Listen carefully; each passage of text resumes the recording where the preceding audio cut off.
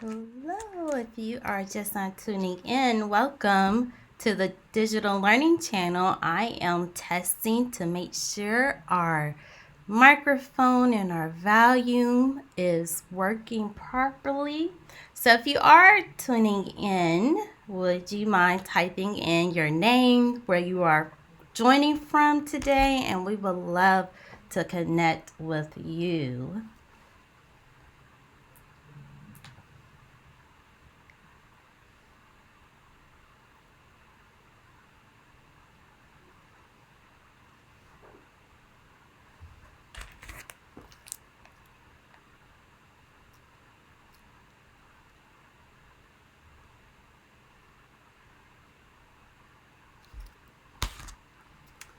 Hi.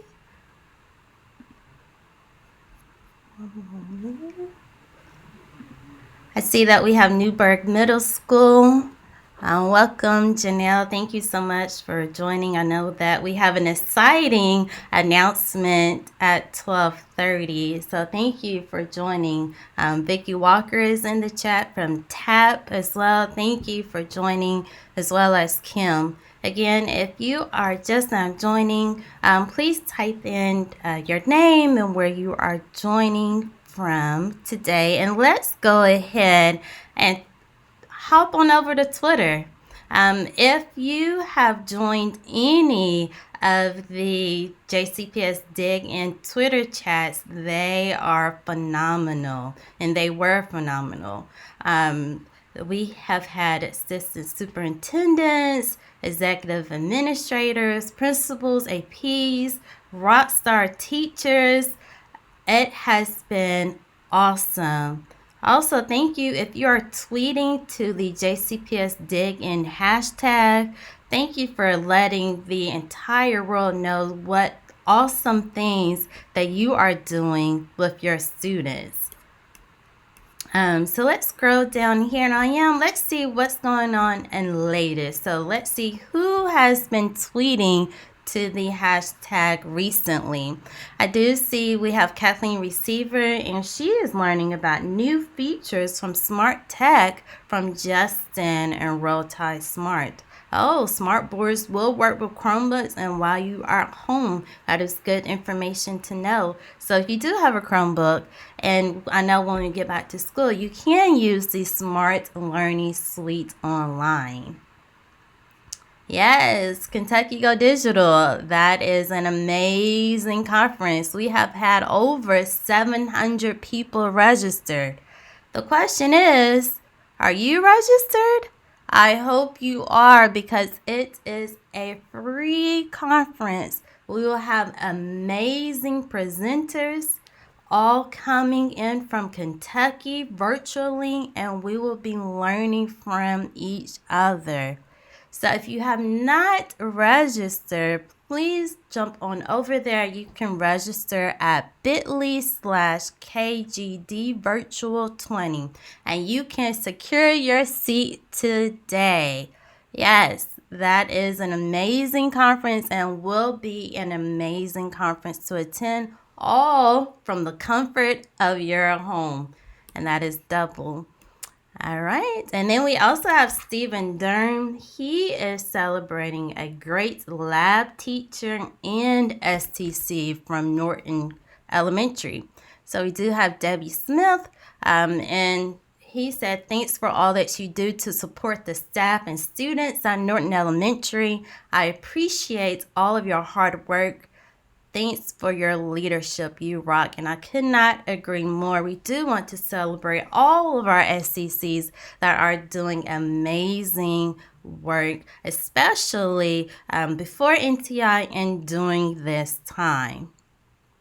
Pear Deck, that was an amazing show. If you need to learn about Pear Deck, those shows will be available on our JCPS Digital Learning channel. So you can come back to the same place where you are now, and you can look for that show as well as other shows. And I know that this has been said a lot, but if you have not subscribed, please do so. Subscribing will allow you to receive those notifications whenever we are live, and it is easier for you to find those videos whenever you need to reference those videos. So yes, if you're there, you're signed in, go ahead, click the subscribe button. It doesn't hurt. Go ahead, click it, and boom, you are there. And then we also have another yes card from Brandeis Elementary, actually from Kathleen Receiver to Brandeis Elementary. And she wrote, Brandeis staff, thank you for saying yes and digging in this school year. Next year will be even better.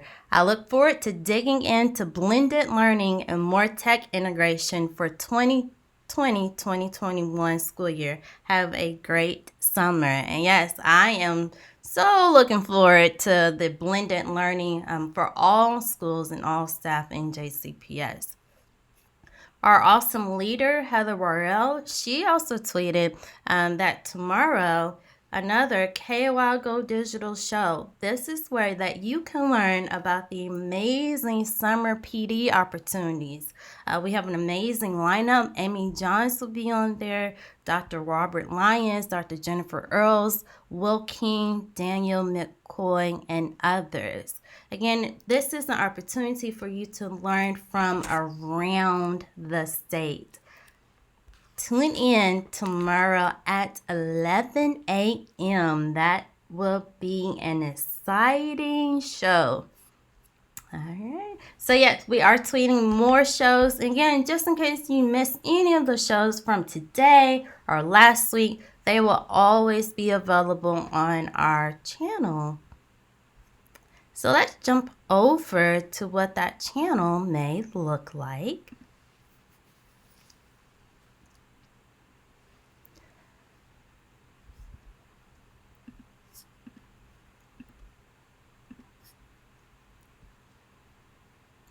And this is our channel and the NTI support playlist right there. This is where you can view those videos that you may have missed out on. Or even if you looked at the videos and you need to review, you can easily view those videos.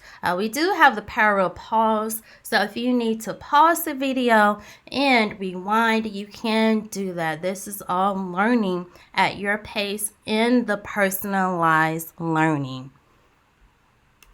Let me hop over to our Hangout again. Hey, how are you all? Doing well. How are you? Good. I'm just talking away. So yes, this will be an amazing show.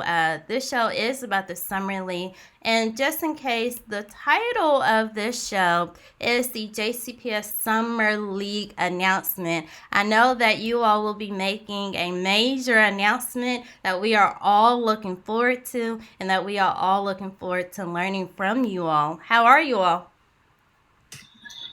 Doing well. How you doing? Good, good. So glad to see you all here. All right. And now I will turn it over to you all. Sure. Good morning. Hey, Robert, I'll go ahead and share my screen. Sure, you can drive.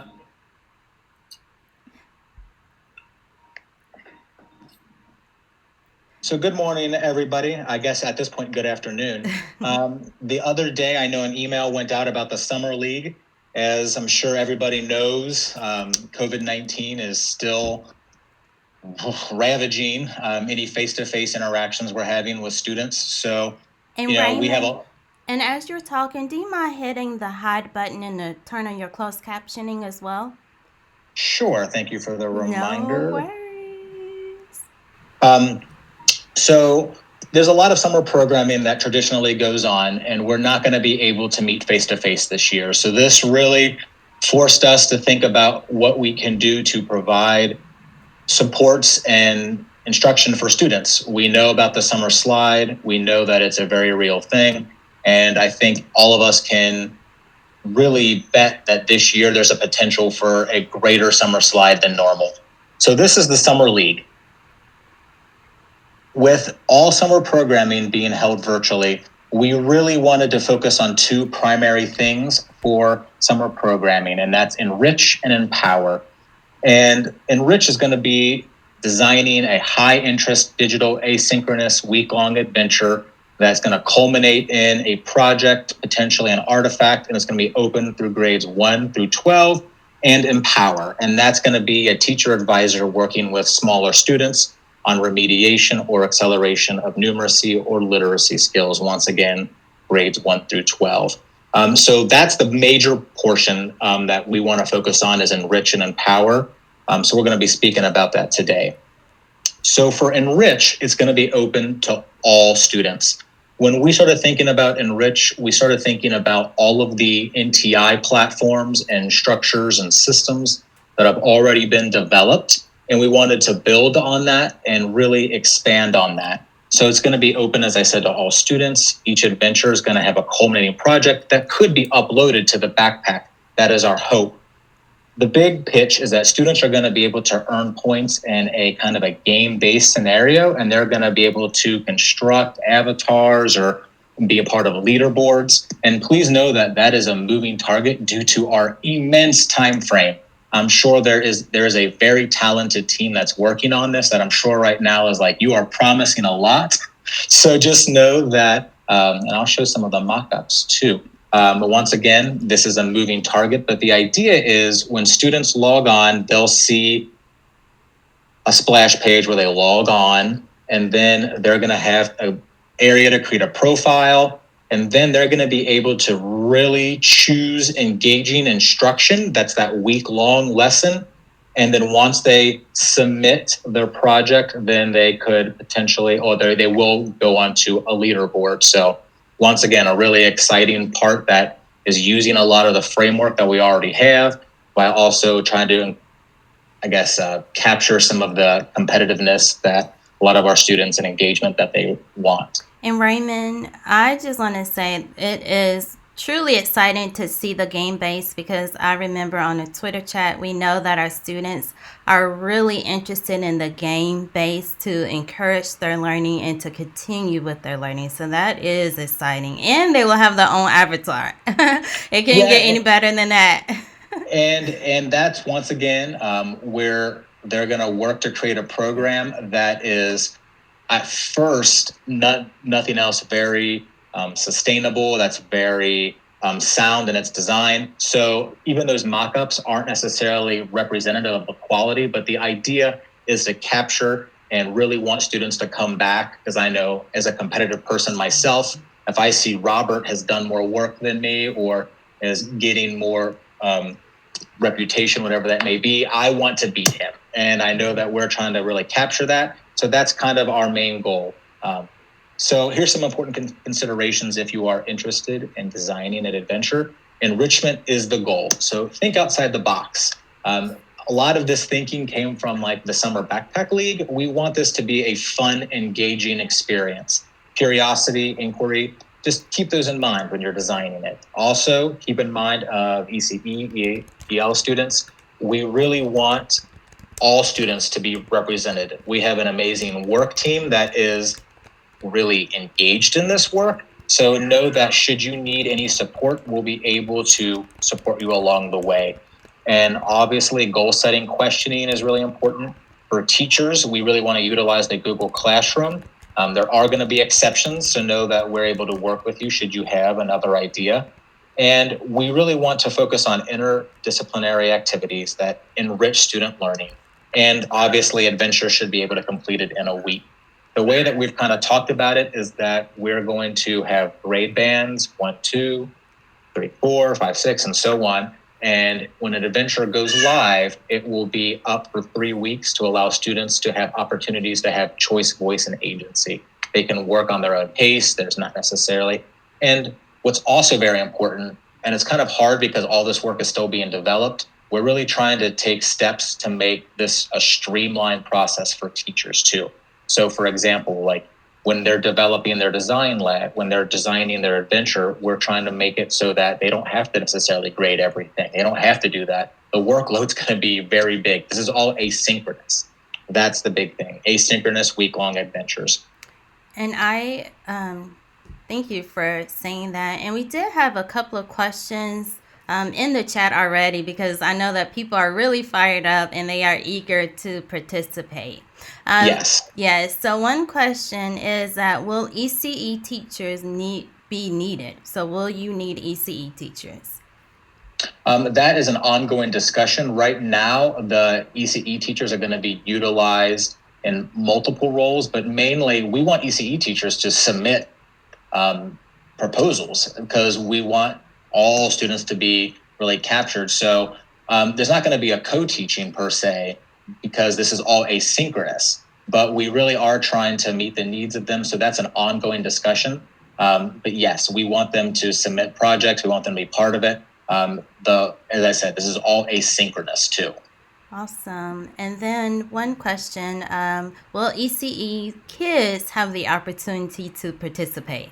Absolutely. Yes. I mean, we want everyone to participate. We want to be inclusive of everyone right now. We want students, if they have the opportunity to have this, there is monumental logistical hurdles that we're trying to work through. And I think everyone knows that with a shortened time frame, but we really are passionate about allowing opportunities for all students to really combat the summer slide. So I'm not going to have necessarily all the answers for that right now, but know that we are looking for that support. So we are constantly working with the ECE EL department to make sure that all students are having an optimal opportunity to participate. Thank you. You're welcome. So there's going to be a form at the end of this. And once you submit an interest, and right now we have a lot of interest in this, and I know there's going to be a lot of questions. Pardon if you hear my little boy. He's very excited. He's learning to talk. We're all excited. Even he's excited. Yes. He's just screaming out. Yes.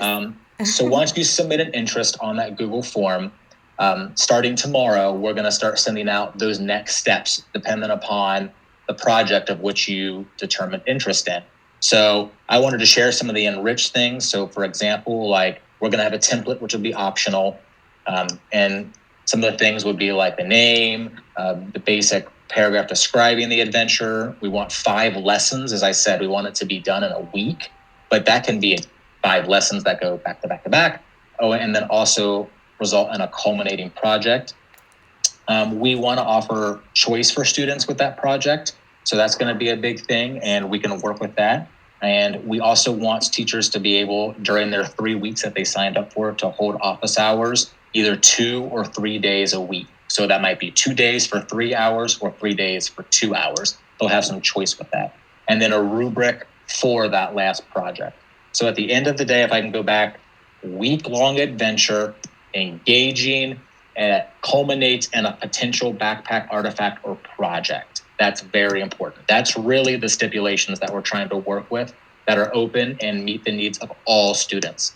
And we have that support system. And once they submit their units, once they submit that template or these things, then they'll be assigned someone that can give them some feedback, offer support. So just know that we are here for you at that time, because I know there's a lot of questions. I know a lot of people might be not burnt out of NTI, but I do think there's probably a little bit. It's the end of the year. Everyone wants that sun.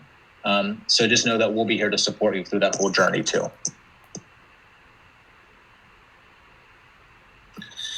Thank you, Ray. I'm here to talk about Empower. It's a little different than Enrich, in which everyone can and is encouraged to participate in Enrich. But with our Empower group, we are targeting a specific audience. This year is going to be different than any other year, and has been different than any other year we've ever experienced.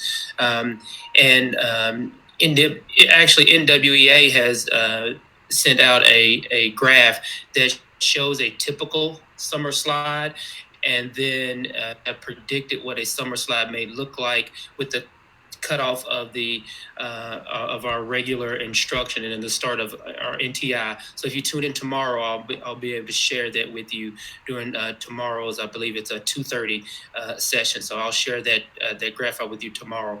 But because of the nature of our society or where we are, we're not going to be able to meet face to face for like we typically do summer school. It's all going to be a virtual or digital platform. And the two groups we're going to target are remediation below 30 percentile and acceleration, that is 30th percentile to 60th percentile. At this time, we are deciding to go with and looking into going with middle school and high school using the Edmentum platform, something that teachers and administrators are familiar with and MTSS coordinators are familiar with. And elementary grades 3 through 5 will use a different digital platform, although it is through Edmentum. It's called ExactPath. It will take the RIT score, and it will put each student on their individual path of instruction, where they will have lessons and mastery checks throughout. And so that's the digital platform we are looking into right now for elementaries 3 through 5. And for elementary first graders and second graders, we're going to go with Lit Pro for literacy through Scholastics for literacy and numeracy. And these are for students below the 30th percentile on winter map in reading or math. And these are all obviously winter map scores because of where we ended the school year. There will be a workbook for reading and math. And every student who qualifies will receive 5 books, and those will all be mailed by Scholastic. So that's our little no-touch way of getting our materials to our students. And just like Enrich, there are some important considerations if this is something you are interested in doing as an instructor for Empower, and that is the structure. What's it going to look like? So before I get into that, I want us to kind of revisit the 3 keys that Dr. Polio talked about when we entered NTI. Is make sure we're considering students first, and that we over communicate with our groups that you may have, and that you exercise flexibility with the families. So for grades 3 through 10, we're looking at 10 or possibly more students per teacher, but 10 is the number we're shooting for. You would check in twice a week with each student. Teachers would check in daily, and then you're looking at 15 hours per week. And then this will be a flexible work day in order to meet the needs of the family. And we'll give more details as we go on what that flexible work day may look like. And just like NTI, because of this being a non-face-to-face venture, we're kind of building it as we go, but I think we're putting together something really strong that's going to help our kids. And then for first and second grade, and this is just typical for any educational institution, we try to keep the groups smaller. So we're looking at 6 students per teacher. Again, check in twice a week with these students. Teachers check in daily, and 15 hours per week. And this again will be a flexible work day to meet the needs of the family. So if you guys are interested, I know the information went out already, but if you choose to participate in Enrich, we want proposals due before or on June 10th, preferably before, obviously. You're going to get paid for curriculum development time, as well as tutoring time. If you choose to participate in Empower, expectation is that you're going to track students' progress on the computerized program that Robert talked about, and then have those live check-in sessions with students twice a week. Students will have the opportunity to work 15 hours a week during the duration of the 4-week program. That Google form is already posted on there again. If you are interested in the Summer League, which I hope you are, and so far there has been a lot of interest, please complete that Google form that is linked on this, which is also linked on the digital learning schedule. So please know that you have till Friday, May 29th. Once you sign up, additional information starting tomorrow is going to be sent out. Awesome. I know that we do have several teachers in the chat right now that are really interested, and I know that they will fill out that Google form. We did have a couple of questions in the chat, but Stacy Edelman, I believe she has been answering those questions. So if you have any, if you're watching and if you have any additional questions, please put them in the chat and we will help them get them answered for you. And I am just now reading the chat real quick to see if there was anything that we can get answer, or maybe Stacy can answer, is which would be one question. I'm sorry.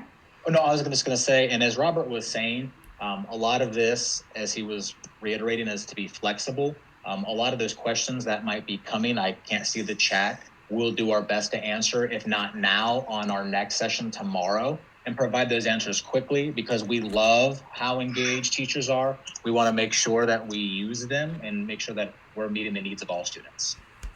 Awesome. Thank you. Maybe one question that you all can answer. When we develop our week-long curriculum, do we choose one grade? That would be up to the teacher. Obviously, if I were designing a lesson and I'd want office hours, I wouldn't want to overstretch myself. But for example, if you have a really good lesson that might be, applicable for grades 1 and 2, and you can make it more rigorous for 3 and 4, and you want to submit both proposals, by all means. If you say, hey, I've got a, 1 through 12 lesson and I want to be involved in all of that, that might be a bit too much work, and we can work with you. Obviously, we're not going to shoot anything down, but the big thing is we're taking some of the ideas that originated in the Backpack League for design labs and things like that and trying to really minimize the footprint that's required of teachers, but maximize the support that we can provide. Awesome. And just to read you a couple feedback is that Matt Belka, he said that this is super cool. Definitely will be a model for summer learning around the state and the country. And I could not have agreed more, especially with everything that is going on. I truly do believe that this will be a model. And also Jill Bird, she said that she is excited about the Enrich. I love thinking about this and being creative. Kids will love this too. And I really hope, selfishly, a lot of very talented teachers spent a lot of time developing initially backpack adventures. So I do hope that a lot of those teachers are able to move some of their work onto this platform, because I know that it is tough to spend half a year developing this adventure and have it get old. So I hope that teachers are able to use a lot of the work that they've done.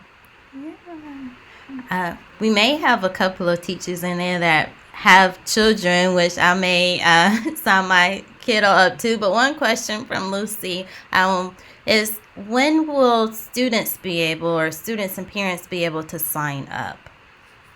So that's the thing about Enrich, is that there shouldn't be a sign up. Okay. So we're still working through logistical questions of logins and things like that. But the idea is any student can do this. So for example, like the Backpack League or any other summer programming, students are targeted. In Empower, they're going to be working with students who need remediation or acceleration. But for Enrich, it's open. So there's not going to be a targeting. There's going to be students that are going to be able to have, choice and voice to do what they want. And we're really not tracking, we want students to be engaged. That's why I did the leaderboard idea and all of that. But we're not going to necessarily have those attendance questions and things like that. We're just building an asynchronous platform where students have and parents have an opportunity to have really engaging work. Miss Crystal Hawkins is fantastic and fabulous, and she is reaching out and communicating with families as well as communication. And we're really trying to also be proactive and at times, not reactive, but we're really trying to get the community input. We're trying to get input from families to drive what they want. And we're also working with really talented community vendors to try to we're all trying to come together to offer programming that's really powerful for students this summer. And to add to that, if there is a student that qualifies for Empower, they can still do Enrich. So that does not, just because they're in Empower does not exclude them from being Enrich. We want all students to be able to participate in Enrich, and actually Enrich starts before Empower. So about 2 weeks before Empower. So if a student starts Enrich and qualifies for Empower, they are still able to continue with Enrich. So I just want to raise discussion. That was a really good addition, Robert. Thank you.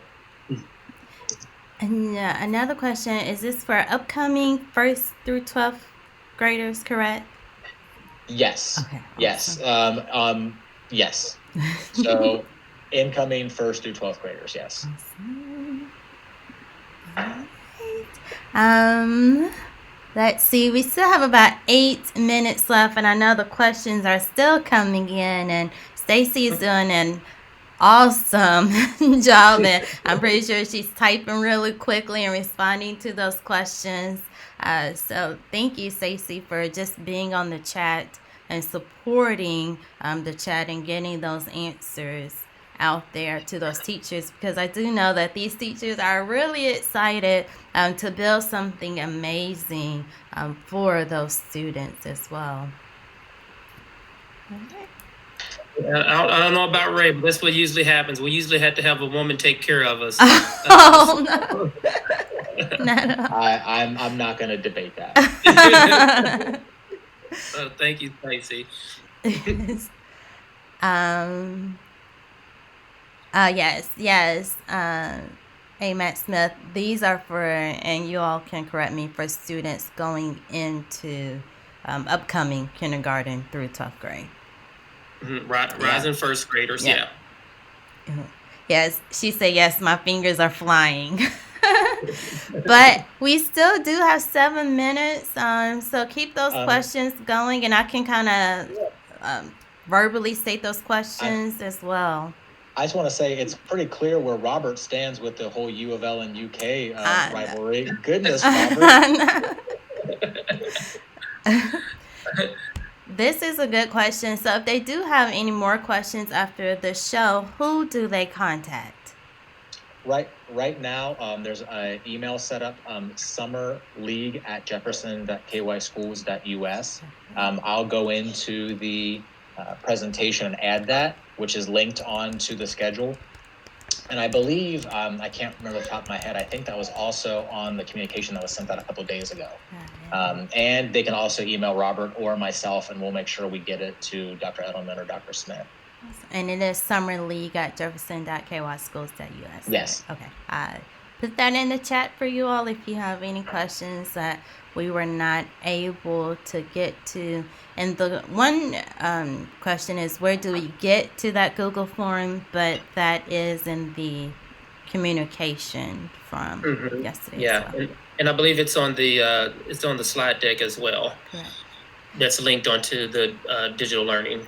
Yeah, so if you can go to jcps.me/NTI, click on Teacher Toolkit, and then you can go to the digital learning schedule, and their presentation can be found, and I can show you where that can be found right here. I think it's also a link underneath if you're on the YouTube page. I think it's also in the description too. Awesome. And I think for some reason it's not quite linked yet, but we will get it linked for you all. We will. And one thing about the digital learning platform, once it's formally decided, there will be a short teacher training, so teachers will know how to use that platform and how to monitor progress and make sure that their kids are on track to mastery. Yes, now it is on Twitter. Rebecca Reynolds, she just tweeted out that link for you all. So if you are on Twitter and you're listening to the show, you can find that link on Twitter as well. Any closing remarks or comments that you want to give to our amazing? We had over 100 people watching for the big announcement. To make sure, if there are teachers on here who are still contacting and communicating with their families, make sure that we are that they're updating their information, in particular their email address. So when this information in the registration form is sent out, it reaches the families that it needs to reach. So just make sure, teachers, if you're listening, please communicate with their parents about updating their information. Hey, That's one of the Chicago guy before I got on. Making all the noise.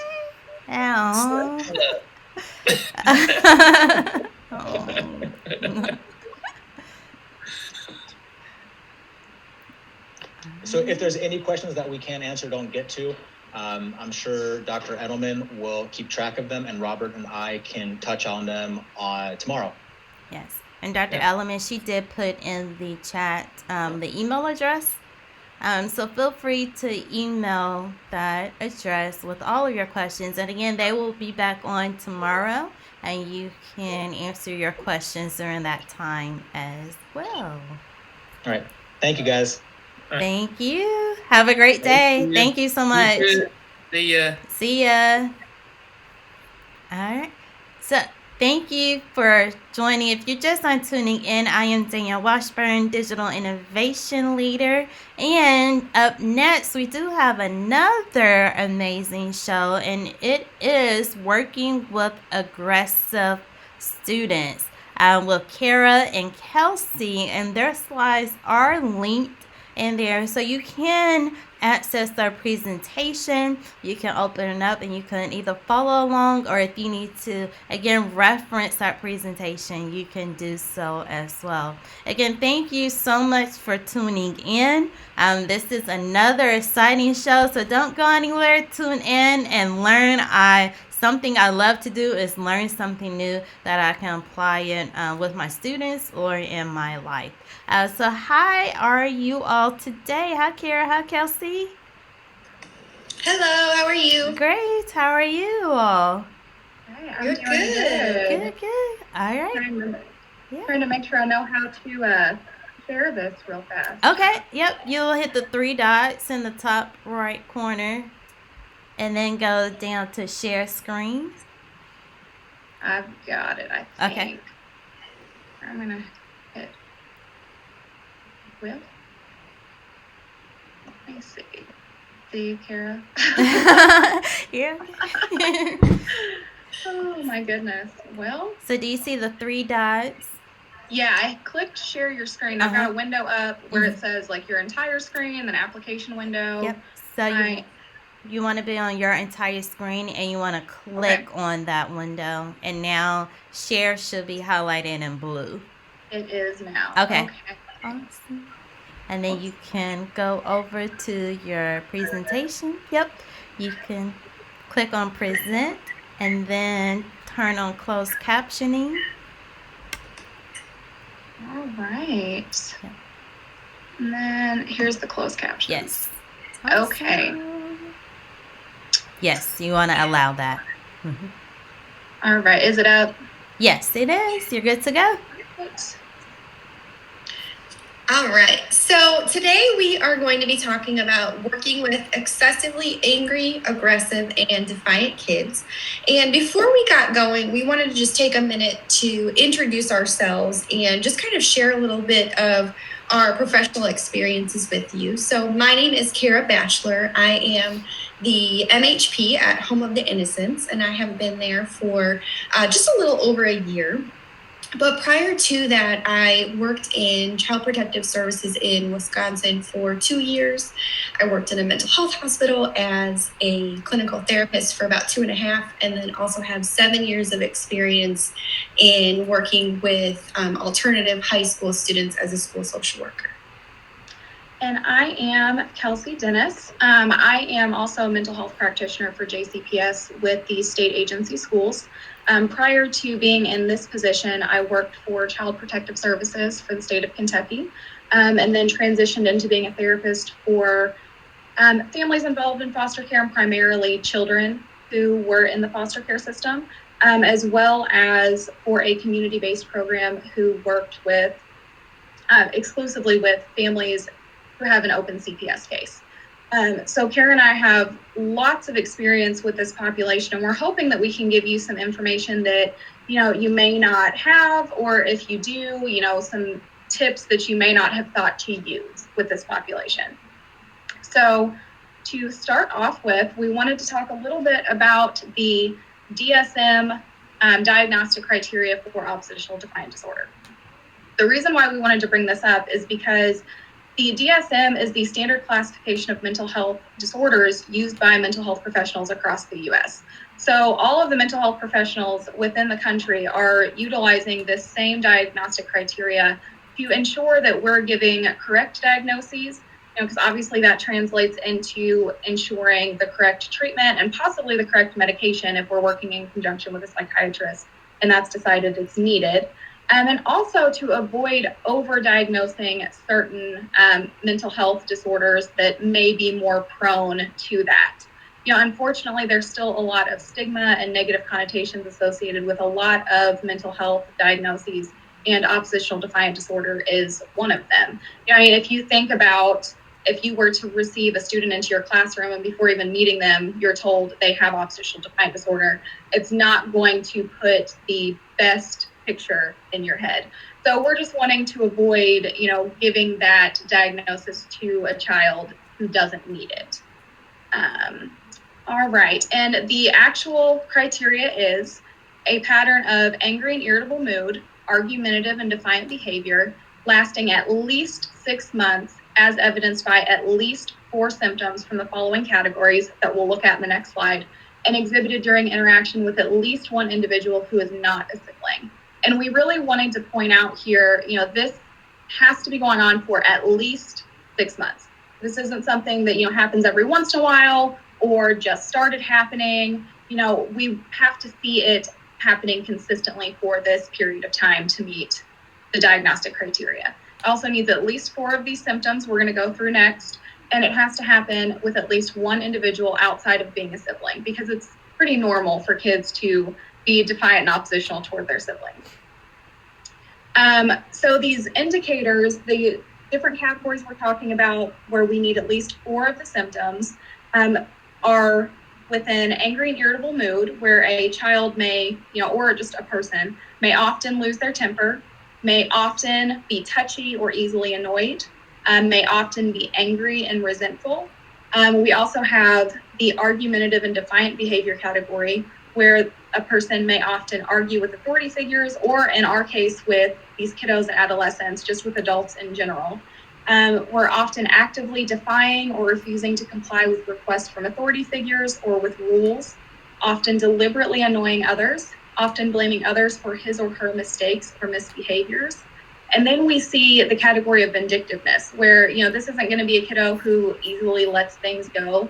They're going to have that mentality of getting even if they feel like they've been wrong in some way. This leads us into kind of looking at, what are normal developmental choices as opposed to oppositional defiant disorder. So we wanted to bring this up because it is normal at times for kids and adolescents to experience periods of oppositional and defiant behavior. It doesn't necessarily mean that there's something deeper going on. They may just have something pop up that they need a little bit of extra guidance through at that point in time. And we wanted to highlight just a really brief overview of brain development right here, because it's important in looking at this development. So our brain actually, develops from the back forward. So we're looking at brainstem develops first with all of our survival mechanisms, and then we kind of go forward until we get to the frontal lobe, which is the last part of the brain to fully develop. And that doesn't happen until we're, around our mid-20s.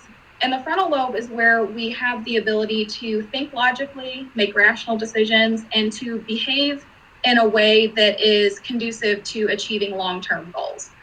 So we like to bring that up just to kind of highlight that it's not that kids can't behave in ways that are conducive to long-term goals or fit in with societal norms or, do what we need them to do, but they might need a little bit more help getting there. We can't have the same expectations over them that we would an adult. And, outside of that, ODD is going to include a frequent pattern of being angry, irritable, defiant, and vindictive, like we talked about before. And, just highlighting again, this is a frequent pattern. This isn't something that's every once in a while. It's not something that, maybe kiddos had a bad day and they're behaving this way. It's frequent over the course of 6 months. Youth struggling with ODD typically don't see a problem with their behavior and are going to instead shift the blame onto others and not really be willing to take responsibility for the behaviors they're exhibiting. And behaviors indicating ODD will lead to a significant disruption in the youth's overall ability to function. So this could be, at home, at school, if we're talking about an adult, maybe at work, but really we're going to see it mostly at school because that's where we interact with the kiddos. We wanted to talk a little bit about trauma in this presentation. It's really important as an organization, and it's also important to understand when we're dealing with defiance as a primary issue in behavior. So the 4 types of trauma response are fight, flight, freeze, and fawn. Most people are really familiar with fight and flight, and sometimes even freeze, but not a lot of people have heard about the fawn type of behavior. And we wanted to talk about these because it's a really good way to look at, the need behind the behavior and to give a framework for those behavioral intervention plans that we talk about. The BIPs are really looking at what is a student trying to avoid, what are they trying to communicate, what are they trying to obtain? And this gives us some framework there on what is going on behind this defiant behavior generally. So with fight response, we're going to see more of that aggressive, in-your-face behavior, physical and verbal aggression, being really argumentative. And this is stemming from the belief that power and control is going to create safety for that student. The flight response, we see, a need for perfection, and this can come in, literally running away from something to avoid a situation where they feel like they can't create perfection, so it's safer to not do it at all. Being obsessive compulsive about getting everything right. And also some of that hyperactivity can occur here. And it, like I kind of mentioned, this stems from the belief that perfection creates safety here. The freeze response can look like, a child who sleeps all the time, or it can also be dissociation. So this is where, the student is physically with you, but kind of mentally they're somewhere else. They might have a glazed look over their face, or just, again, look like they're not quite with you. And this is going to stem from the belief that solitude creates safety. The last one, fawning, is where we will see more of the codependent behaviors. A child who is really overly eager to please, and a really strong lack of boundaries overall. And this is stemming from the belief that keeping others happy creates safety. And obviously in the population we're talking about today, we're mostly going to see the fight response, but sometimes this defiance can be from the flight response as well. And the reason why that's important to point out is because there's 2 different beliefs there that the need for safety is stemming from. So we may, address those slightly differently if we notice that it's fight versus flight or vice versa. And I also just wanted to point out quickly that anxiety attacks in children and adolescents can actually manifest as aggression. So that panic attack may not look like what we're typically used to seeing in like the movies or on TV shows or even like within ourselves or someone we know. It can look like a child is just being aggressive and defiant when they're in the middle of a full-blown anxiety. And if you want more information on this, I know it's quick, feel free to reach out to Kara or I, or your MHPs at your school. We're all happy to share resources and information as we can. So just a really quick trauma-informed care, refresher throwing in here. I know that throughout the organization, we're trying our best every single day to provide a trauma-informed environment. And obviously the overall goal of this is promoting an environment of healing and recovery. The components we're looking for here are a safe environment, creating those healthy relationships and connectedness. And, this could be between staff and students, between, student to student, creating those relationships with parents and caregivers and families to help them be a little bit more trauma informed if we're able to do that. And also supporting and teaching emotional regulation. And obviously as MHPs, we do, a lot of this, but we can't do it without all the hard work that the teachers do in their classroom, because you all are with these students up, a lot more than we are most of the time. We want to be maintaining an attitude of what happened rather than what's wrong with you. If we come into a situation with those, what's wrong with you, that type of attitude, it just creates defensiveness and the walls go up. When we come in with what happened and even just asking right away what happened, it brings down some of that defensiveness and allows some of that connection and trust to happen and feeling of safety, to where a student may be able to de-escalate a little bit and work with us. And we like to talk here about our, Kara calls it upstairs, downstairs brain. I tend to call it more wizard and lizard brain, but it's the same thing. When we're in our downstairs or our lizard brain, we're back in those trauma responses with, our fight or flight or our freeze or our fawning or whatever we're prone to doing. And we're not in a place to make those rational and logical decisions in a calm way to help our students de-escalate. So we have to make sure that we're able to get into our upstairs or wizard brain in that frontal lobe, where we can make those, rational, logical responses and be calm in a way that helps them create the calm that they need to de-escalate before we can really help them.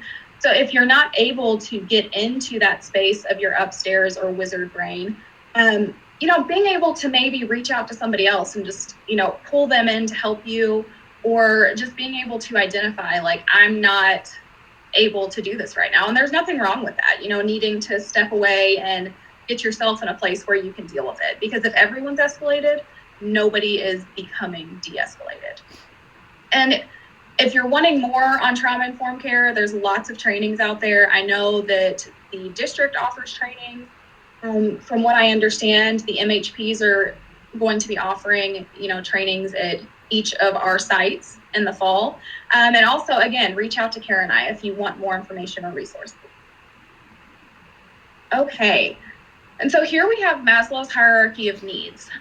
We wanted to include this because most people are familiar with Maslow's hierarchy of needs, but not everybody knows really like what it is, or how it can be helpful in understanding populations such as the one we're talking about today. Maslow's hierarchy of needs is a motivational theory in psychology made up of a 5-tiered model of human needs.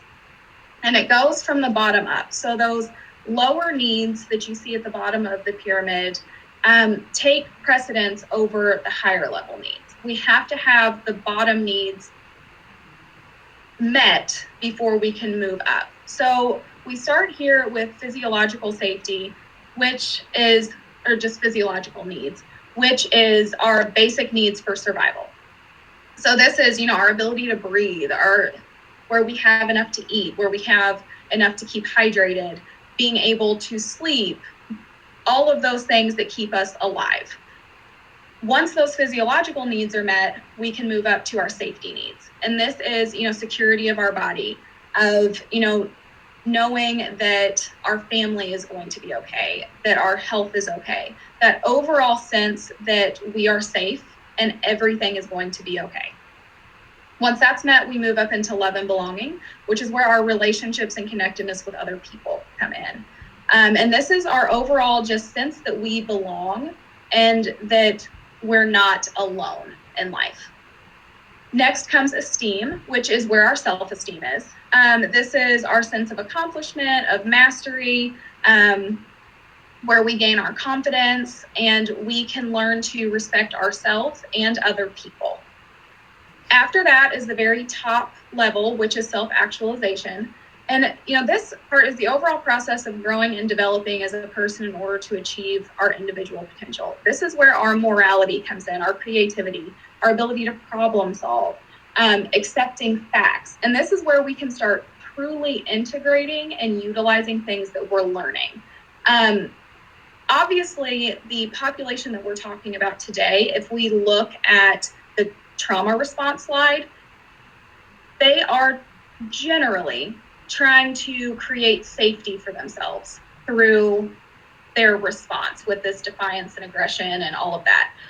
So they are not up, in these upper levels where they are able to integrate and utilize the skills that we're teaching them. So we have to work to create that safety for them and try to help them achieve some of these needs that are being unmet, at least while they're at school, so that we can get them to these higher levels. And we wanted to point out here that this is fluid. Just because maybe you reach esteem or self-actualization doesn't mean you're going to stay there. The pandemic is a perfect just example of this because, even with most of us, being fully functioning adults who maybe sit more up in esteem and self-actualization, if we had maybe a spouse or a partner who lost their job or family members getting sick or were scared for our own health, that could knock us all the way down into safety and not be allowing us to fully function at our optimal level. So it's important to just, know where you are and understand where your kids are when you're working with them. So next, we just wanted to talk about the importance of being proactive in these types of situations. So things like that include modeling behaviors and boundaries that we're expecting from our kids. So be thinking about, in the classroom setting, what behaviors do you promote and which do you tolerate? It's really important to remember that what we do what we do tolerate in the classroom, we encourage to continue happening. We should also be thinking about our own internal biases. So what is it that you bring with you to the classroom? We should be working to set kids up for success with any small or manageable jobs to promote responsibility and kind of build that self-esteem up in order to provide opportunities for praise and responsibility. We should work with the student to be recognizing their triggers. So triggers can be known or they could be unknown to the students and for ourselves as well. So triggers that neither of us may know about could include some sort of olfactory trigger. The student may smell something and automatically kind of brings him or herself right back to that situation, which included a traumatic event. We shouldn't assume that we know necessarily what has triggered them. And it's okay and encouraged to ask the student once he or she has calmed down to kind of figure it out together. So you may kind of bring some ideas in, and that's perfectly fine. But we really need to take the student's lead with this. We should definitely be remembering that the child does have a past that we may or may not be aware of, and they bring along their own defense mechanisms. So defense mechanisms may include things like pushing adults or caregivers away. So if that's been successful for them in the past, they're going to continue doing it, and they might be actually really good at it. So we have to make sure that we're working hard to continue making those connections even when we're feeling pushed away. We should also be mindful of space and control, and then planting seeds and modeling appropriate behavior whenever we can. So making sure that we're really letting go of our egos, and remember that we're all doing our best, including and especially the kids in this situation. And our best is going to look different from day to day, and that is perfectly fine. So on our next slide, we are going to be talking about tips for working with defiant kids. First and foremost, we definitely want to acknowledge and validate the child's emotions. So he or she is likely not at the core trying to make things more difficult, but they may be feeling a loss of control or anxiety or a traumatic response of some sort, like Kelsey had alluded to earlier. We want to think about, again, what are they trying to communicate to you? So what is the function of that behavior? Somewhere along the line, that child has decided in a conscious or unconscious way that there is a payoff for this behavior. So what is in it for them and why? And again, kind of working to recognize those triggers together. We should also be mindful of any type of challenges as well as any changes in routine. So any changes in routine could include things like a substitute teacher coming in, having a fire drill, or any type of situation that's going to alter kind of what the day generally looks like. And if we know ahead of time that one of those situations are going to come up, like if you know you're going to be absent from school, giving those kids a heads up so that they have time to plan and prepare. Again, one possible, be proactive in recognizing and disrupting a child's anger and escalation cycle. So what that may look like is kind of stopping when you see some sort of physical change. So if you see the child's fist start to, ball up, or their jaw kind of start to clench, making sure that we're talking to them in a calm and clear voice, providing reassurance to them, and also kind of giving them space when needed. So again, that child is going to kind of be giving you tips and cues that we need to be very mindful of and recognize as we get to know that student better. They might not want to be talked to at all, and by us talking or over talking, we may kind of only further escalate the situation. So we just really need to be careful of that. And again, positive reinforcement whenever possible. We need to make sure that we're doing that even when it's not necessarily convenient for us. So it doesn't mean just kind of letting the child do whatever he wants to, but really, really working to be intentional and purposeful in our interactions with those students. Our next slide is going to be kind of working through those defiant behaviors. So a lot of these may sound really obvious, but it's really important, especially during these types of escalated situations, that we do what we can in order to kind of keep ourselves on a level ground. So first and foremost, we want to avoid yelling and power struggles. We don't always have to be right. Right? I know it feels like that sometimes, but we want to make sure that we're giving that child the time and the space and the privacy that they deserve in working through their situation. So think about, as an adult, if you were in a meeting with your colleagues and a boss called you out in front of everybody, it would be really embarrassing, it'd be degrading, and we want to try to avoid that at all costs. We want to try to stay calm and set limits and parameters, but avoid trying to control too much, because oftentimes that can kind of cause the child to rebel further. We should again use a neutral and calm voice and avoid using any kind of sarcasm, because that can really, really be detrimental to your relationship with that child. We should be following through on identified consequences, and remember that positive consequences are just as important as negative ones. So remind the kids that of the control that they do have in that situation, of their choices, their behaviors, and their feelings, because those all work together in terms of the consequence, which is what they either are or are trying to avoid. Next, we're going to be talking about in responding to defiance. So be really mindful of any defense mechanisms, both within ourselves and the kids. So what are our cycles of behavior and responses? Those are going to impact the child greatly. So remember to kind of check in with yourself, kind of identify how you're feeling, and being aware of any negative thought patterns or cognitive distortions. It's really important to remember limitations on the kids' control. So within any given normal school day, and now even more so maybe, there are a lot of limits in terms of what the child's educational day looks like and how much they can control. So things like that might include when they can go to the bathroom, when they're able to socialize with their friends, things like that, how they can get their energy out and when. So we should be providing clear and concise choices, but making sure that whatever choices that we offer, they're going to be choices that we are going to be able to live with. We should avoid any type of punitive responses or trying to kind of get the child into trouble or punish him or her. And again, be sure to catch the student making positive choices and provide positive feedback. It's really important to catch these students doing good, and it might kind of make them a little bit surprised sometimes because they might not be used to it, but that just means they need it even more. Next, we're going to be talking about debriefing after Defiance. So it's really important, again, these steps should be taken after the situation is calm and the child has indicated that he or she is ready to talk about this.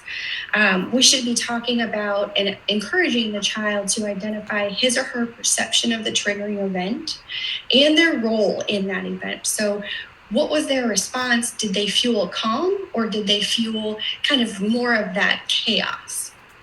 What was our response or the other kids' response to their role in the incident? And then what do they want from others? Do they want us to be quiet? Do they want us to give them space? Do they want encouragement? And then how can we kind of get in the way to resolve a similar conflict in the future? Because we want to make sure that we're doing everything that we can in order to work with that child to promote success. Next, in looking forward, we want to be sure that we are preparing for challenges. So often a child's behavior is going to get worse before it gets better. It's important to stay consistent and really not get discouraged, even if it's really frustrating.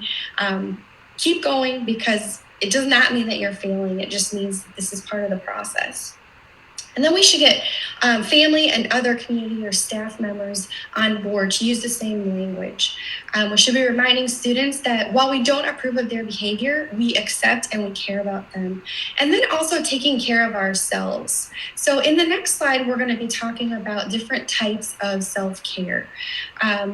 We wanted to list these out because a lot of times we think of kind of the general self-care kind of compartments, but it's important that we meet the emotional, practical, and professional, physical, mental, social, and spiritual aspects of self-care. Remember that it does differ for everyone, and it's important to understand our own triggers and cycles of behavior. We should be very intentional and proactive whenever we can so that we can get our own needs met in order to put our best selves forward in helping these kids. All right, and then lastly, we just wanted to take a look at those cognitive distortions that I kind of talked a little bit about earlier. So cognitive distortions are any negative thought patterns. They can be irrational, anything that really differs from reality. So we have a couple of examples here, but I just wanted to make sure to touch on personalization. That would be kind of taking something that somebody says or does and taking it personally as if their behavior is a relation to us at all times. This is something that's really important because oftentimes in working with kids like this, it can be hard and taxing, but we shouldn't take it personally. And we know that you all are doing the best that you can in the way that we are as well. And again, the kids are also. So the last slide is just a list of references that we wanted to share with you that we used for our presentation. Again, as Kelsey said earlier, feel free to click on one of these links. It's linked to our presentation on the website. And then we also wanted to share our emails with you as well. We're available for questions. If you need a clarification on anything, we will be very, very glad to help you out.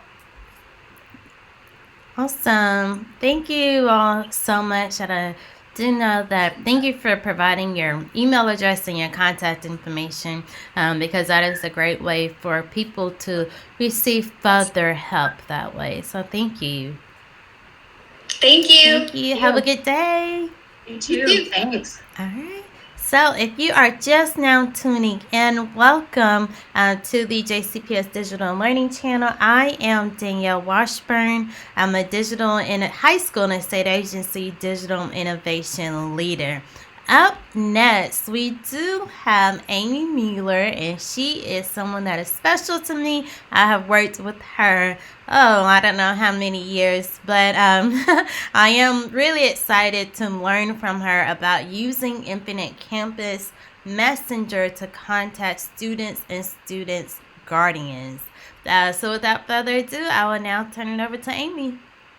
All right. Thank you, Danielle. I appreciate that. No worries. All right. I'm going to go ahead and share my screen. Okay.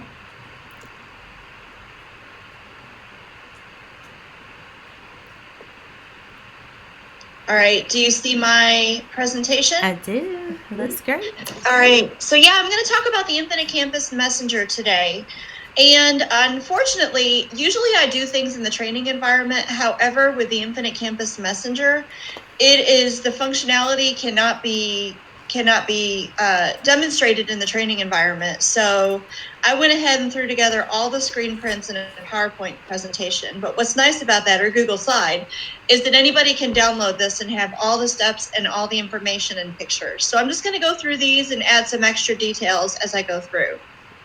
So to access the messenger, it's kind of hidden in some areas. A lot of teachers may not know it's there, and it will allow teachers to send emails, but not text messages. And so right now there are two layouts in Infinite Campus under campus instruction. There's a place where teachers can turn on, it's called the new look. And if they turn on the new look, they're going to see what's on the right-hand side, where things are grouped by instruction or student or attendance. What's really cool about that new look is that teachers will be able to see what's under campus tools and campus instruction without flipping over. So on the left-hand side is what the look would be if it is current without the new look being displayed. So depending on what your screen looks like, you're either going to go to Message Center under campus instruction, or you're going to go to the instruction link on the left-hand side and select Message Center. And just kind of a note, every once in a while, people have mentioned that in the new look, they have issues with Messenger. I've really not heard that a whole lot of times, or if you have switched to the new look and you're not sure how to turn it off, you can go up to the head in the top right-hand corner and then go to the new look and turn it off. Or if you're like, hey, that new look looks pretty cool, I want to check it out, you can go up there and turn it on. Eventually it will become the current thing and the way things are. But right now they're still going through some testing. And so there's a little feedback bubble where if you have the new look and you have suggestions or comments, you can also add that as well. Once going into the Message Center, users will click New, and this really blends in with the Message Center and all the district and school announcements. And so a lot of times people don't even know that's there. When I have teachers in my training, sometimes I'll point it out and they'll go, oh my gosh, I had no idea that was there, or I've never noticed it, because it really does blend in. So under Message Center, they will click New. Once going into the Message Center, there are 3 types of messages. There is a class message, and that's just like a general message. Don't forget to bring this on Friday. Hey, we have school pickups going on. Please arrive at such and such time. Whatever that's going to be. Grades message is where grades message and missing assignment messenger, those are all based on criteria. So grades message, you can go in and say, okay, I want to let all the parents of kids who have U's currently in my class know that they have a failing grade right now. Or maybe they have some low grades. You have several D's, I'd like to see them moved up. Or you can even use the grades messenger as a in progress grades to say, hey, check the portal to see your kiddo's grades right now. The missing assignment messenger is based on assignments marked M for missing. So the first one we're going to demonstrate is the class message. So again, once you click New in the messenger, you're going to then select class message. And here are some notes in here. This is the next screen you're going to see.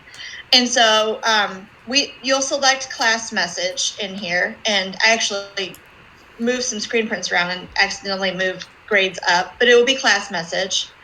User group, you'll leave as is. Template, you can use it if you're going to save or create a template.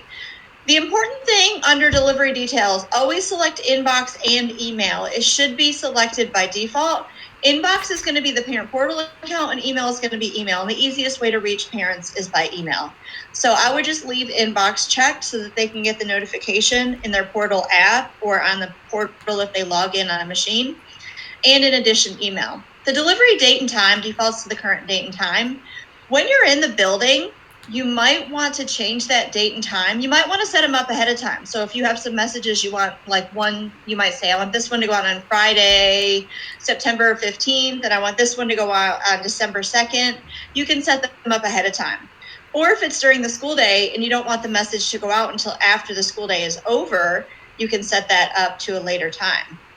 Now, if any of you have ever gotten an email from IC Mailer, then that is the Infinite Campus Messenger. And I know that a lot of people have. I know I surely have. It is different than School Messenger, what the district has been using to communicate. So The default email address in there is ic.mailer@jefferson.kyschools. And so what will happen is if you leave that in there, you won't get any of the replies. That's the default in there. It's a bounce back. And you can say something like, please, at the end of your message, you might say something like, please do not reply to this message if you have any questions, and then maybe list your phone number and your email address. So the first step is to choose the type of messenger, and then under delivery details to choose your delivery date and time. Make sure you have inbox and email checked, and change the email if you don't want it to go to IC Mailer. The next thing is the message subject and the message body, and this looks just like sending an email. Now the thing is what it's going to look like when it comes into somebody's email is it's going to say IC Mailer. So if parents have multiple kids in the school district and they have a bunch of emails from IC Mailer, they may not know specifically what school, what class, what teacher it's coming from. So you may want to put in your school and your class name, or your name as a teacher. So basically what you want to do is you want to capture the parent. If you want the parent to read your email, you want to put enough information in the message subject so that they know who it's coming from and what it's about. And then in the message body, you can type in very basic information. I will say it doesn't like you to copy and paste because it's got some very basic HTML formatting in there. And so I wouldn't recommend copying and pasting, but there is a way to add an email attachment. So you might even have a general message and say, we've got such and such coming up. Please see the attachment for additional details. So make your message very basic, and then you can refer them to the attachment for additional details. It does have a WYSIWYG editor. There's some basic formatting in here. So this is where you're going to construct the message. Now, the next thing you're going to do is you're going to choose who receives the message. Now, it used to be the messenger, you had to do it individually, section by section. But here you can actually select all of your sections or just one or more of your sections. Now, on an elementary level, for teachers that have the kids all day long, it might not matter. Just in this one, I've chosen advanced. Let's say that they just wanted to send a message to the kiddos in the advanced class. They could pick one of the advanced. Or if it's an elementary school, they could just choose the homeroom class. So, and this only shows 4 terms because elementary schools have 4 terms. So the first thing you would do is at the very top, all recipients from the section that says, hey, I want this message to go to everybody in whatever sections I select. Specific recipient says, I want them to go to this section, but I want to pick specific kids in this section. And then underneath at the very bottom, student messenger contacts is going to go to the guardian's email. Students is going to go to the students. So if a school wants to send a message to the guardians and the students, or even just students in a particular section, this would be a really good way to do that. So here's where we're saying this is who we want to send it to. This is the section, and this is we want the guardians and or students to receive it. Now this screen can be confusing, so I really want to explain to everybody how this works. On the left, the delivery summary. So this says this is when the message is going to be sent. This is how many people are going to receive the message. Now the no devices, this means that of all the guardians, so I had guardians and students selected, there are 6 people who don't have a portal account and don't have an email address in Infinite Campus and will not receive the message. Now, let's say that my kiddos are in there, and let's say that I have an email address and a portal account, but my husband does not. Then he will be one of those 6 with no devices. But that doesn't mean that one of the guardians of my kids is not being contacted. So if you want to see who it's not going to go to, you may want to click on Review Recipients and scroll through and see. And then that way you might review it and say, okay, all of the kids have at least one parent that has an email and or portal. Now, keep in mind, they may not notice it on the portal, but they're more likely to notice it on email. So this is also a really good opportunity to reach out to parents and say, hey, we don't see an updated email address. We don't see an email address for you in Infinite Campus. And this is a really great way for the district and for our school to communicate with you about important things going on. And then somebody in the front office can put that information in. So this screen really explains everything on here. So it says 30 people have a processed inbox, which is going to be parent portal. And then 36 people are going to receive emails in here. So it might be that some of the people receiving emails don't have a portal account, never set one up or anything like that. So this is the class message part. And then before I go to Grades Messenger, Danielle, are there any questions in the chat log about how the class message works? Not right now. I do know that Matt Bucka, he said that IC can be so confusing at times, and that he is just glad that you are here and always helpful all the time. Well, thank you. I try to be. I love supporting people on this, and I love telling people about the functions. And troubleshooting issues is fun for me. So Yeah. I always love to help people and maybe relieve a little bit of stress and let them know where to go to find things and how to understand what everything means. So thank you for that. All right, so the Grades Messenger. Now the Grades Messenger, you're going to access that the same way as the Class Messenger. Message Center, new, and then Grades Message. Last time we selected Class Message. And then this screen is exactly the same. So going to choose Grades Message, same thing on, leaving the user group the same. Templates, unless you created a template, inbox, email, choose your date and time, and have your email address. But when you choose the Grades Messenger, it does stick a template in there, and it makes the default subject Grades Message. So if it's a middle school or a high school, I would recommend doing something like English 9 grades update, or English 6 grades update, or math, or algebra, or chemistry, or whatever it's going to be, just to let the parent know which particular class they're receiving this update on if multiple teachers are doing it. And maybe even the school. So Mazik, math 6 update, grades update.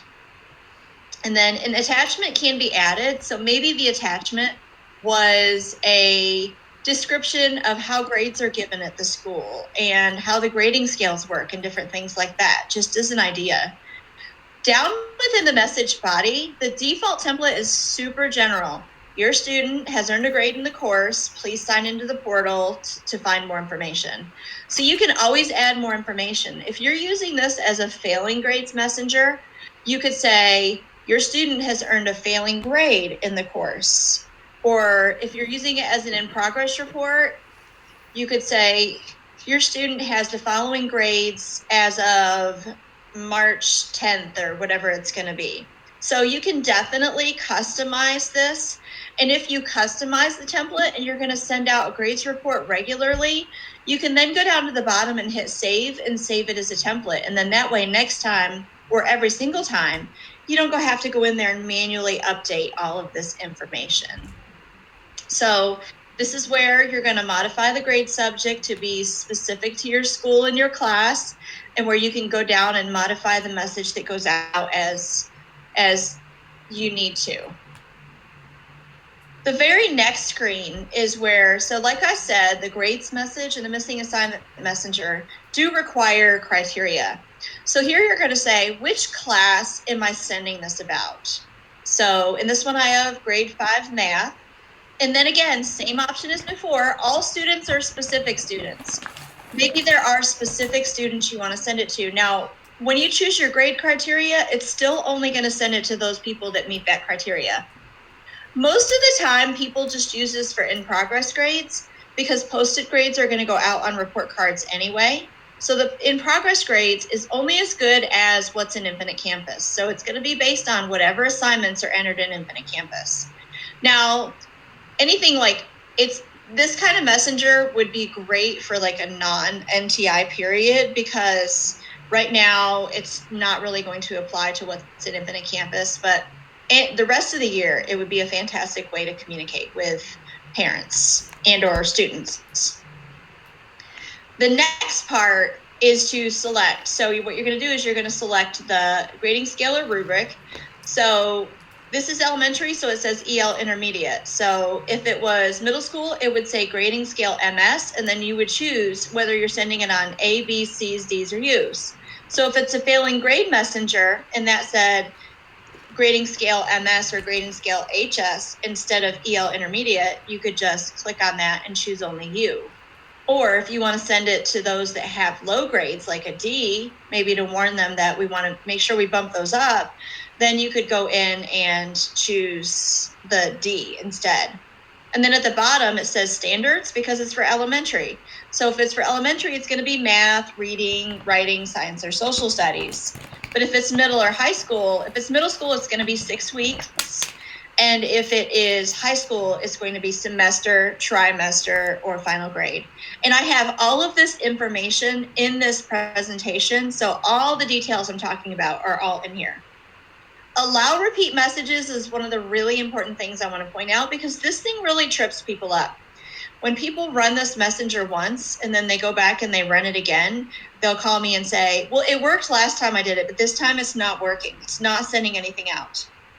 Because chances are that some of the students that were failing before might still be failing. And if you don't check allow repeat messages, those students you sent it to before won't receive a message again. This box is really for so that you're not constantly telling the parent, hey, your kid's failing. Hey, your kid's still failing. Hey, your kid's still failing.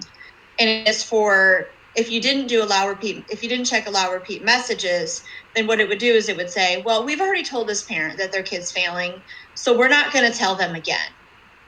We're just going to tell the new ones that weren't failing before and are failing now. So allow repeat messages allows you to notify the same people that you notified before with the same criteria selected. So lots of times when people call me and say, I'm using the grades messenger and it worked last time, but it's not working now, I almost know immediately to go down to allow repeat messages to get it to work. And then step 3, and I just got a screen print of what we had before, same thing. You can see who it's going to go to, how many devices and so forth, and you can see a sample of your message body. And so if you wanted to, you can go down to review recipients. And even on this one, if you, let's say that you've already had a parent-teacher conference with a parent about some grades, you could come in here to review recipients and say, I'm not going to contact Mrs. Mueller because I just talked to her on the phone and I told her and we've come up with a plan and we're working on her child's progress. So I don't want to send a message to her and bug her on this because we've already followed up with her individually. So you can actually go to review recipients and deselect one or more parents if needed during this process. The missing assignment messenger, I've only included one slide on because the missing assignment messenger works just like the grades messenger, except what we're doing here is once we choose the section, we're choosing which assignments we want to use. So if the teacher, you have like 20 assignments in your grade book, and you're like, well, I don't care if this one homework, I don't want to contact the parents if 1 or 2 homework assignments are missing, but we've got some major projects. And if those are marked missing, because those count for a lot of the students' grade, those are the ones I want to notify the parents of. So you can come in here to the assignments and you can specifically select which assignments that you want to notify parents and or students if they are missing. So you can go in and say, this big science project and this reading log, if those are missing, and maybe those are 2 different classes, I want to make sure that I let the parent know. But some of these other ones I'm not worried about. Or you might say, you know what, if any of the kids' assignments are missing, I want them to go look. They need to be turning their stuff in. So on this one, you're going to follow the same steps as the grades messenger, except you're going to click on the arrow. And so again, this is elementary, so it says science, but it would actually say down there 6 weeks or semester, trimester, or final grade. And then you would go down and select whatever assignments you want to send it on. Now, how do we know it's missing? Well, it has to have an M. Either you're going to type in an M to mark an assignment as missing, or you're going to check the M on the missing flag. If the score has not yet been entered, even if the due date has passed, it doesn't identify it as missing. It has to physically be identified as missing in order for this messenger to work. There's also a missing assignment report. So literally you could print out the missing assignment report and send it home or send it to the parent, or you can use the messenger. There's a lot of, just like there's grades reports that you can run and give to the parents, like student summary reports and different things like that. These are just the messengers that you can utilize within Infinite Campus to send. The next thing is, okay, well, so I've notified the parents. How do I prove that I've notified the parents? You can go to the sent message log at any point in time. So if you have just the regular look under then you'll have to go to Campus Tools and go to Messenger and choose sent message log. If you're trying the new look, then you're going to go to Communication and do sent message log. And so you'll be able to look at it at any point in time and you'll see what message you sent, when you sent it, and who successfully received that message. So you do have a proof of that you sent the message and who would have received the message.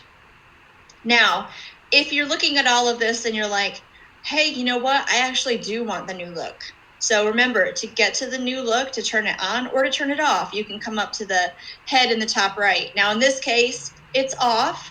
And so if you click on the little button there that's circled, it will turn it on and it will become blue. So it's easy to turn on and off. If you do turn it off, they do automatically ask for feedback.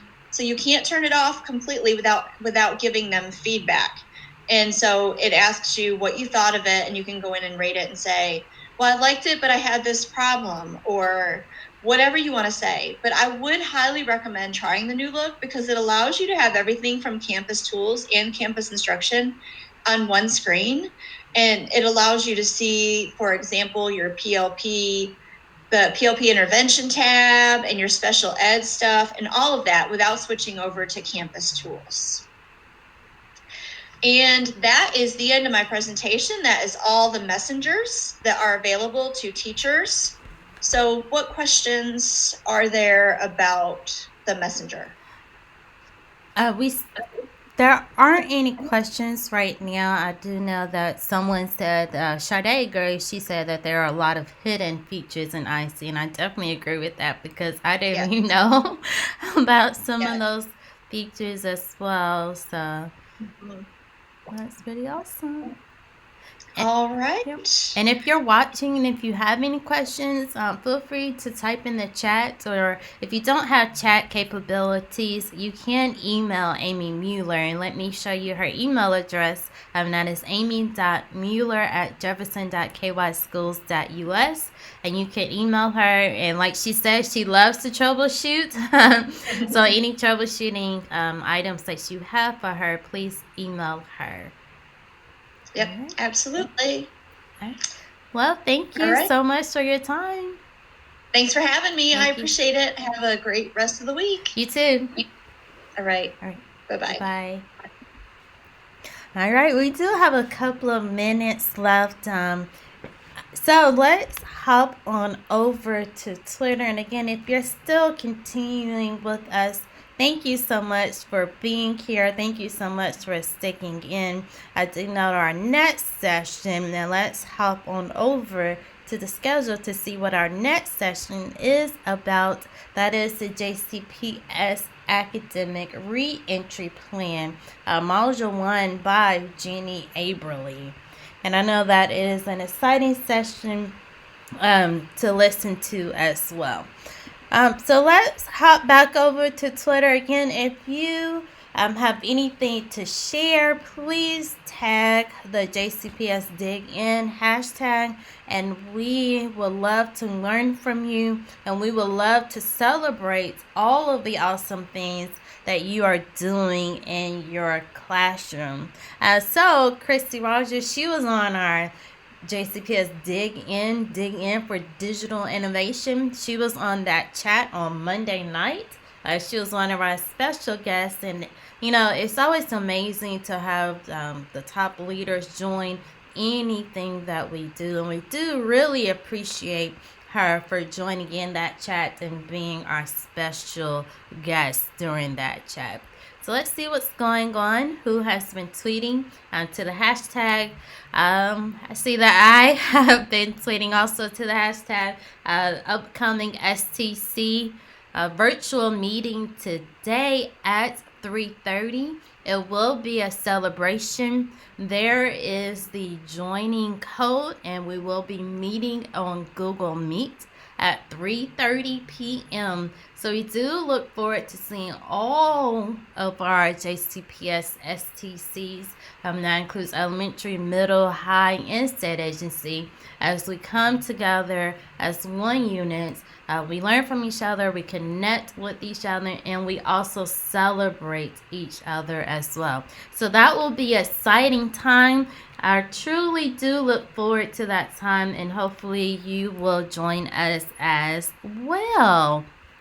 Jack Bosley, another STC leader, he also tweeted to join us today, Thursday, May 21st at 3:30 p.m. Kathleen Receiver, she tweeted a yes card to Lockoff Elementary, and thank you for saying yes to innovating with your students. You have so much to be proud of this year. STLP State Level 3 is a huge accomplishment, and it is. I look forward to collaborating more with you next year. Have a fantastic, much-deserved summer break. Awesome. Lockoff, you are rocking it out. Yes, Michelle Obama. I love that. Yes, gameplay. Yes, love that. Smart Kawa Go Digital. If you have not registered for this free conference, I strongly suggest that you do. It is an opportunity to learn from each other across from the entire state of Kentucky. We will all come together. There will be sessions for everyone. Elementary, middle, high, ELL, ECE, everyone, admin, counselors. If you have not registered, you can go to bit.ly/KGD Virtual 20, and you can go ahead and register yourself. Again, this is a free conference. It will be virtual, and don't miss out. Over 2 days. All right, and then let me scroll down because I do know that some of these tweets were read earlier. I do love the Bitmoji classrooms. Heather Hurst, my last activity for 5th grade at Alex Kennedy, posted today. Congratulations to them. And then they are going to make a playlist music time capsule to celebrate with at home, and that is exciting because we do know that we want our students creating, and also congratulations to those 5th graders that will now be 6th graders. Kathleen tweeting some yes cards. Chelsea Haynes, she shared a tip. It looks like tic-tac-toe summer PD challenge. So she is challenging her teachers at Newburgh to participate in any of those. So it looks like we have KY Go Digital, sign up for the VILS Connection, and they are a VILS school, the Apple Teacher Certification, Screencastify, and etc. Yes, watch an episode on the JCPS Digital Learning channel. That is where you can receive a lot of information. And I do see that we do have a question from Heather Mills about, does the conference, Kawago Digital Conference, provide PD credit? And the answer is yes, you will receive PD credit for attending that conference as well. So go ahead and sign up. It is on July 20th through 21st. At home, on your couch, in your backyard, wherever you receive internet, you can enjoy the conference from the comfort of your home. Here's another Bitmoji classroom from Jenna, and I won't have my own classroom next year, but she couldn't resist the Bitmoji scenes, and that is a great scene that you have curated. Aww, look at Rebecca Reynolds. She got the staff of Klondike Lane on this Bitmoji craze. I love that. All of the staff surrounding the Klondike Lane School. That is pretty awesome. All right, so let's hop on over to see if our next guest is here, and she is not quite here yet. So let's go back to Twitter as we wait for her.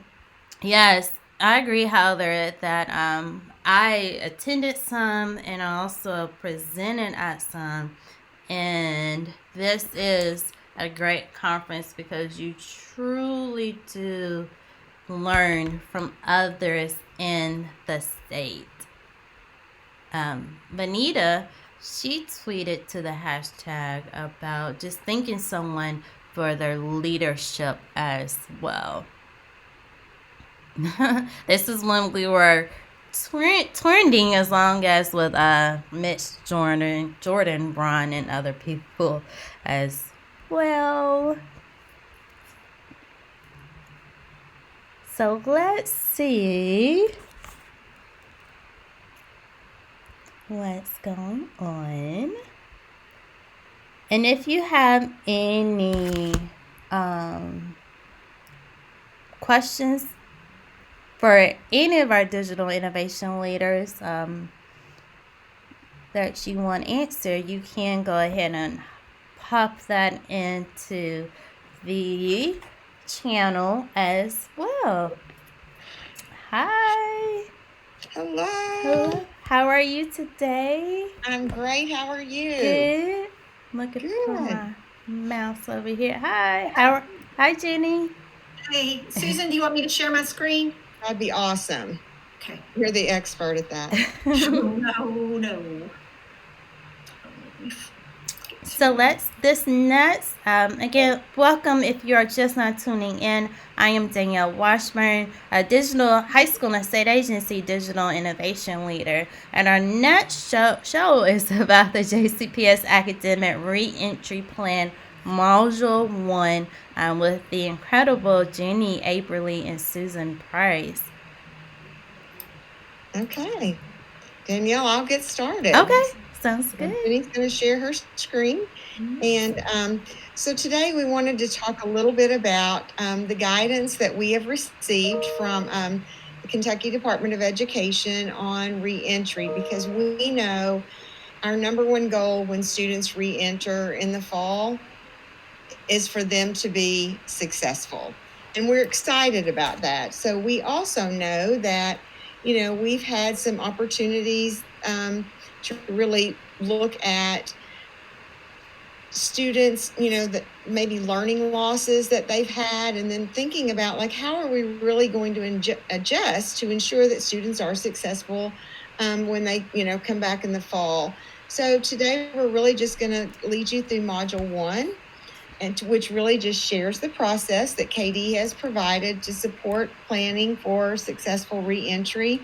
We're also going to outline the district support that will be provided to coaches and to schools in planning for that, because we know that this takes into account a significant portion of spring that was spent in NTI. And so, again, this is guidance and support. So that's how we want everyone to view this entry plan. This is guidance and support for reentry. So, and we also know that we can plan and have all these wonderful plans, and when our students enter, it's still going to be a time that we will also need to readjust based on student needs. And we know the reality is we spend the first few weeks of school getting to know our students.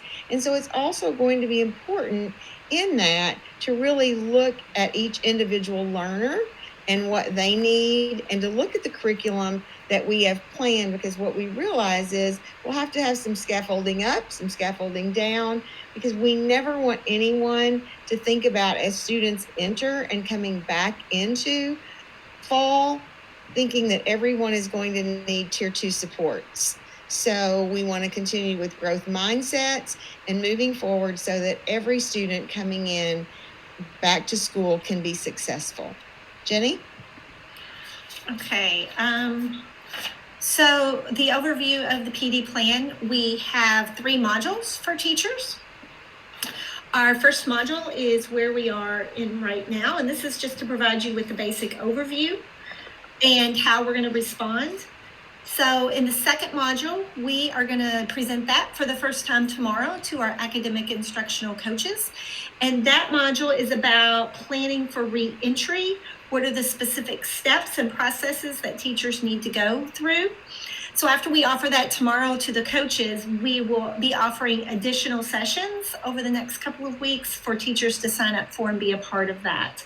And then module 3 will come later in the summer, and that'll be about responding to reentry by minimizing those learning gaps. So if you stretch this timeline out, you can see where we are today with the Learning Channel. Module 2 will happen before or right after school finishes.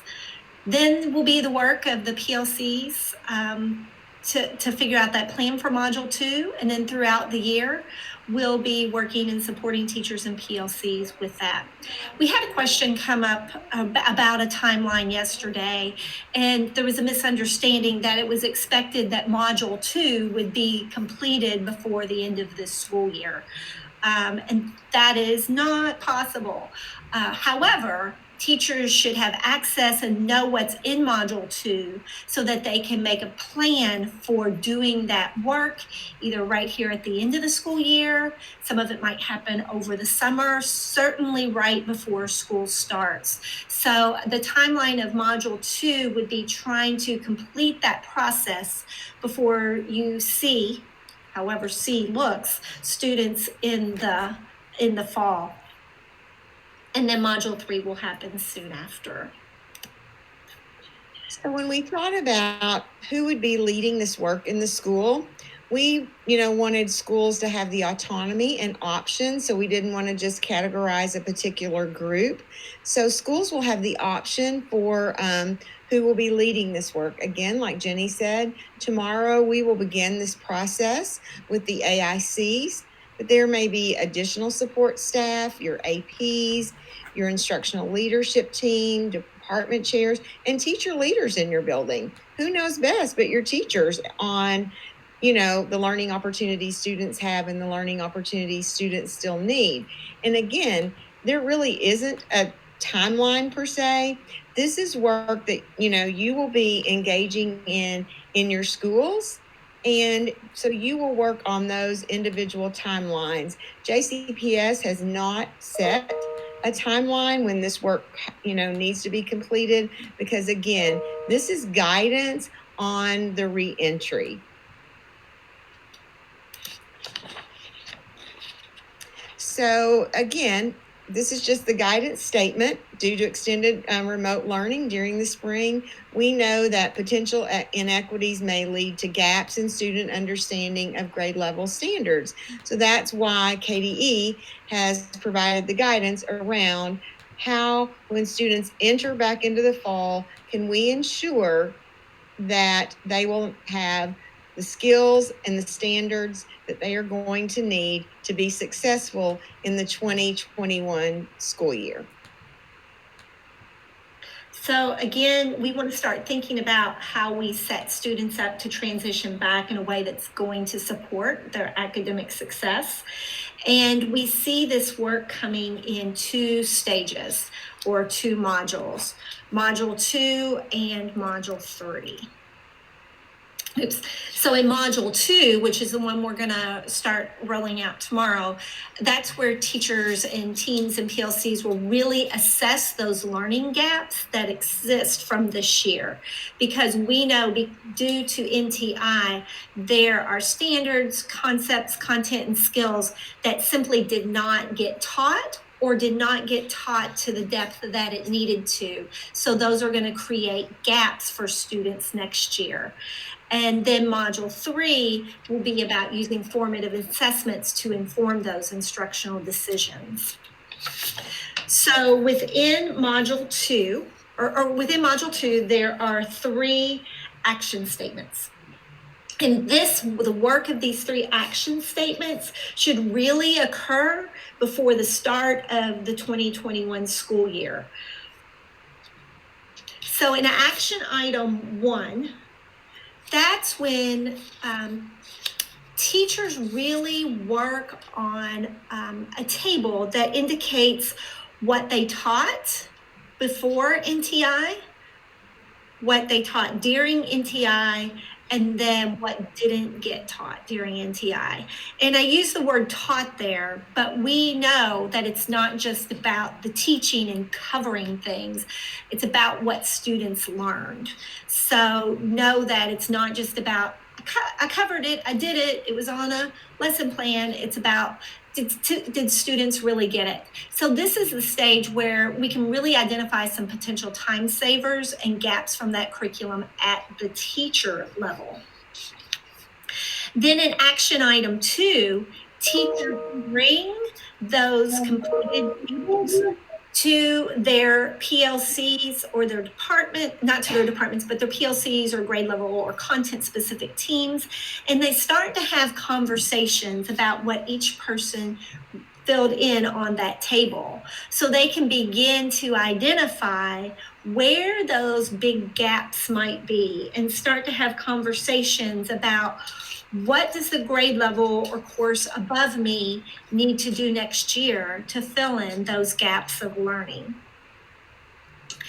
And then action 3 is sharing that document, which we're calling table 2, sharing that document with the grade level or course up, so they can see, here are the gaps. This is what I need to make sure I fill in because kids didn't get that last year.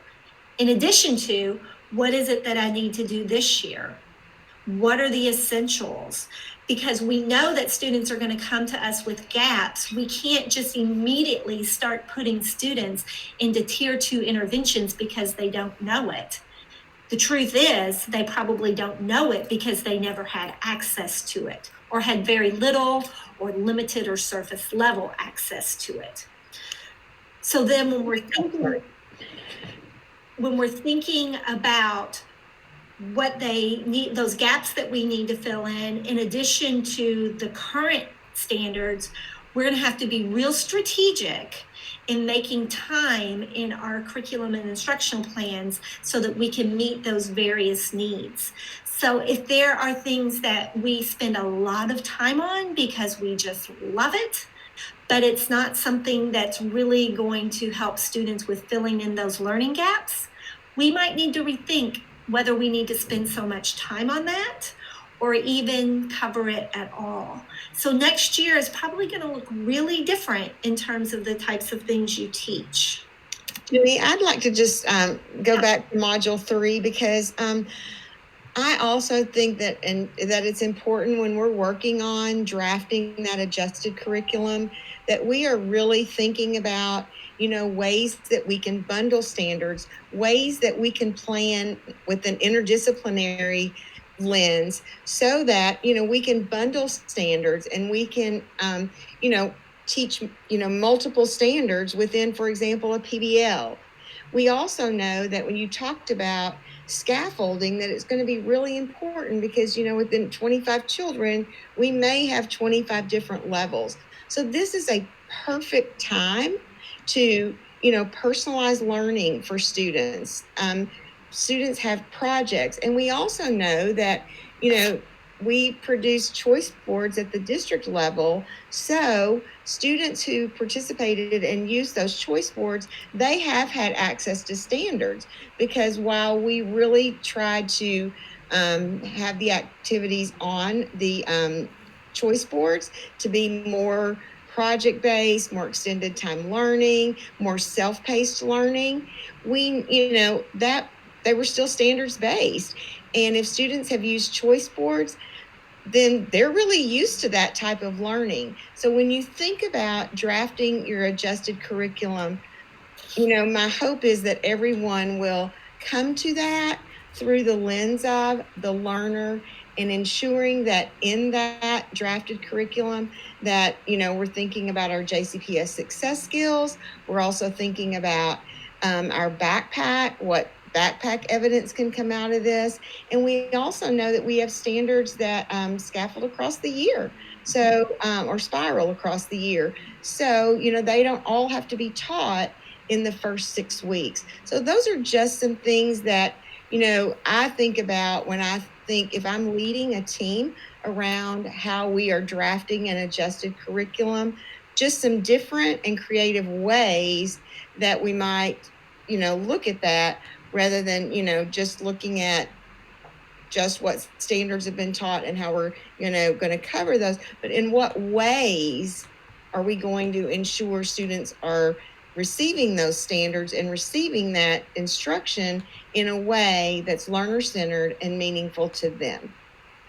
Right.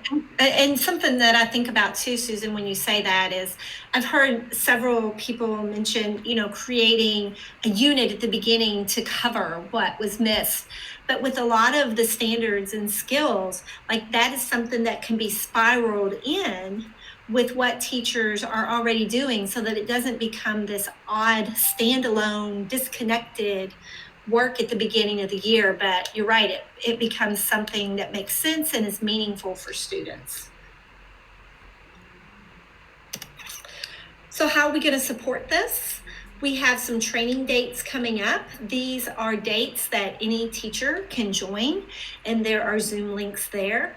You can see these are for elementary teachers, Zone 1 and 2 and 3 with AIS. There are dates there for the middle schools. There's 2 dates for math, for science, for ELA, and for social studies. And then finally, we have specific high school training dates, again, by the 4 different content areas. In this slide deck is linked in the agenda or the content that's part of this, so you can get those there. So once you have done an amazing job with Module 2 in adjusting your curriculum for next year, you'll get Module 3, and this is where you will be looking at different types of pre-assessments and formative assessments to help inform those instructional decisions. And those assessments can look lots of different ways. And it's not just math, and it's not just something multiple choice, but there are some performance-based assessments you can use. Lots of different types there. So when we say assessments, don't just lock in on one specific type, because there are multiple types that you can use in helping to inform your instruction for next year.